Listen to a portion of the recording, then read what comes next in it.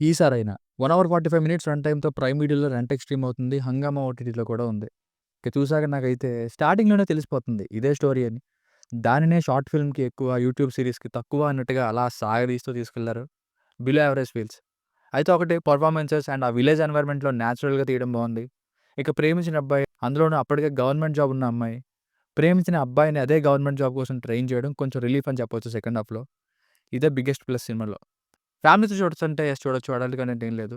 Story line ఏంటో ఇంక మీకే అర్థమైపోయి ఉంటుంది ఈ పాటికి.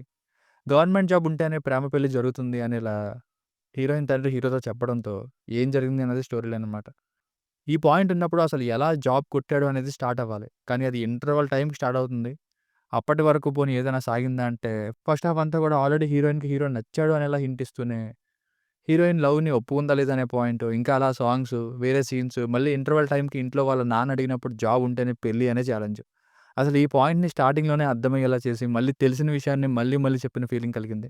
నరేషన్ చాలా స్లోగా ఉంది, డ్రాగ్డ్‌గా, ప్రిడిక్టబుల్‌గా కూడా ఉంది. ఒక కంక్లూజన్ ఒక్కటి తప్ప. సినిమాటోగ్రఫీ కూడా న్యాచురల్‌గా షూట్ చేశారని తప్ప, ఫేక్ షాట్స్ చాలా ఎక్కువున్నాయి. సింగిల్ పర్సన్ మీద షూట్ చేసిన మాక్సిమం షాట్స్‌ని పక్కన ఎవరు లేకుండా రిఫరెన్స్ తీసుకొని మాట్లాడుతున్నట్టు చాలా షాట్స్‌లో క్లియర్‌గా తెలుస్తుంది.